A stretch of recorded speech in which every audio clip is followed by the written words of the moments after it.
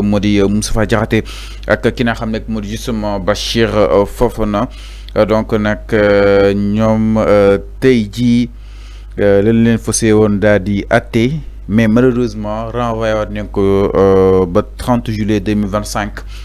Donc, on a que les dossiers judiciaires distincts de Moustapha Diakhaté, ancien député, et du chroniqueur Bachir Fofana ont connu un nouveau report ce mercredi 23 juillet. Donc, leurs délibérés respectifs attendus pour cette date ont été renvoyés au 30 juillet 2025 en raison de la grève des greffiers qui perturbe actuellement le fonctionnement des juridictions.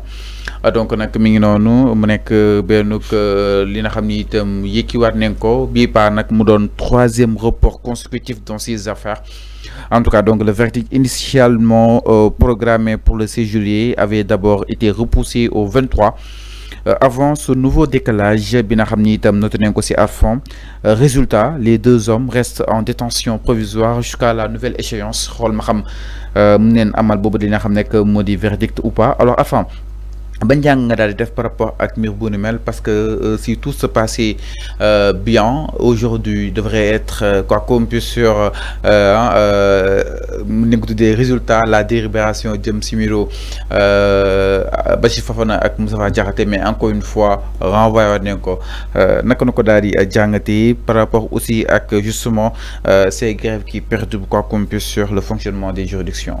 Oui, je pense que c'est les dégâts collatéraux de cette grève que nous avons évoqué d'emblée, ni que dina impacter donc qui la sphère judiciaire, mais madame les dossiers yo xamantene peut-être amana buñu demulone grève até nañu ba génné ñoñu ci kasso mais c'est inadmissible mënuñu ko accepter fallo que ça soit nga nek Moustapha Diakhaté nga nek Bachir Fofana.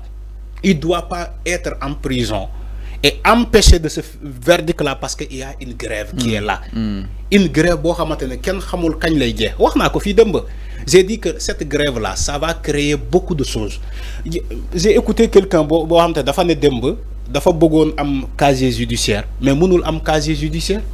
Parce que tout simplement, les greffiers là, ils grève. Ils sont en grève. Le Sud-Just, il est en grève.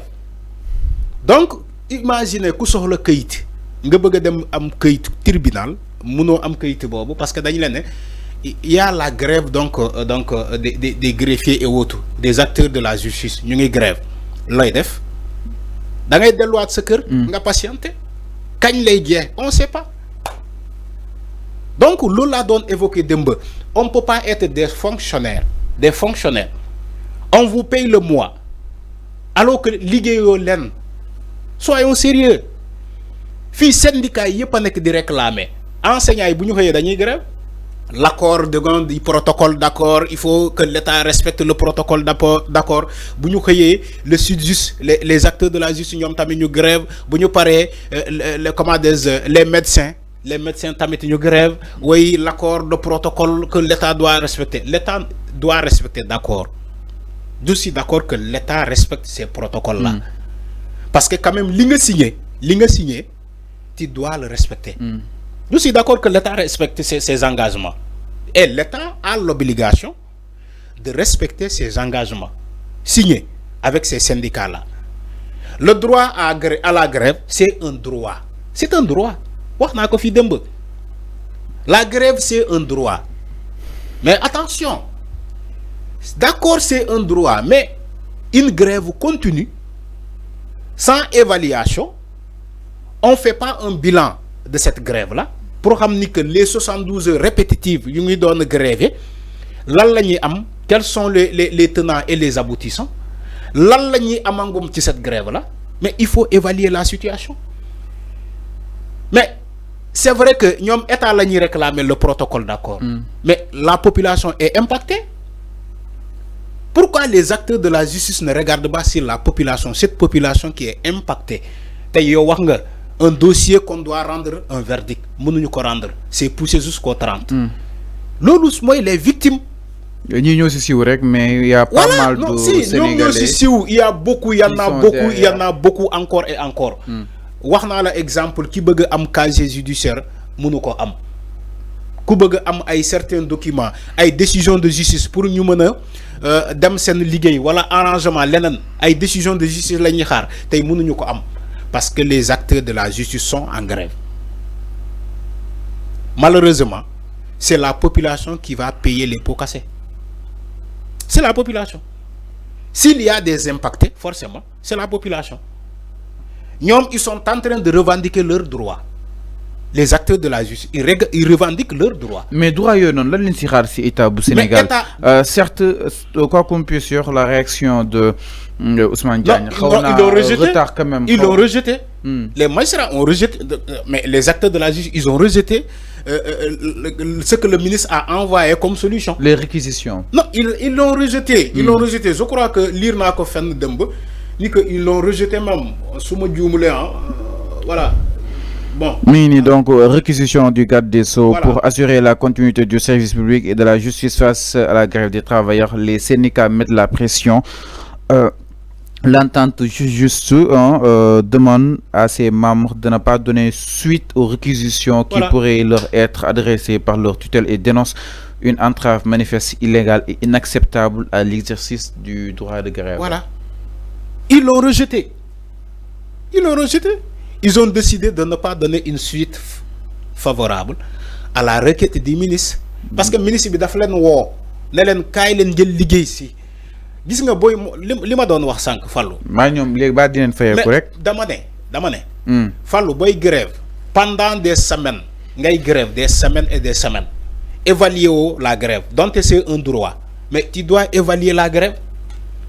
Mais à un moment donné, nga né autorité yi légui ñun dinañu liggéey semaine bi en attendant ñu continuer négociation yi wala dinañu liggéey 2 semaines yi en attendant ñu continuer négociation ba ñu gisulé ci 2 semaines yi on va retourner en grève mais eux ils ne le font pas ñom dañuy def grève continue après le mois ils sont payés c'est comme ça. L'État du Sénégal ne peut pas travailler pour payer des salaires à des fonctionnaires. Yo bo réclamer ba nga am as tuut bàyyi tamit keneen mu réclamer keneen tamit bu réclamer ba am as tuut mu bàyyi keneen tamit réclamer mais l'État du Sénégal bu ñu continuer nii fonction publique bu ñu continuer nii l'État va comme Ousmane Sonko l'a dit je crois su ma juumulee il a dit bu ñu continuer nii bu ñu toppee syndicat yi ci seen bëgg-bëgg mooy maanaam l'État va travailler pour payer des salaires. C'est comme si nous, le Sénégal, lu ñuy liggéey État du Sénégal lu muy liggéey salaire la koy fayé. Mais où est le patriotisme dont on appelle ñun ñoo bëgg Sénégal Sénégal bu ñu bëgg mais tu peux pas te sacrifier pour que Sénégal avance. waxuma ni que waruñu revendiquer ils sont dans leur droit. War nañu ko revendiquer mais boo revendiquer aussi da ngay déglu. Mais trop de revendications. Mais da ngay déglu da nga jàpp ni. Boy revendiquer dara da ngay déglu. Mais ministre bi yéxul agir quand non, même. Mais le ministre, quoi qu'on puisse sûr. Le ministre négociait avec eux. Durant tout ce silence là des négociations mën naa la wax ni ay négociations amoon na entre le SYTJUST ak seen allié et le ministre de la justice amoon na ay négociations mais ils sont pas satisfaits de ces négociations là. Mais tu peux pas être satisfait. On est dans un pays, tu peux pas être satisfait. Surtout en Afrique, dans le monde, dans cette vie-là, tu ne peux pas être satisfait. Mota, nañu delluwaat ci seen xel ñu xam ni que la population est en train de vivre du mal de ça, de leur grève. Les gens sont impactés. Les gens ñu ngi bëgg a ut ay këyit mënuñu am këyit. Ay nit ñu ngi leen di maintenir en prison parce que tout simplement ils sont en grève comme ni nga doon wax le cas de Bachir Fofana et de Moustapha Diakhaté. Ils sont maintenus en prison parce que tout simplement il y a une grève qui est là, une grève continue qui est là.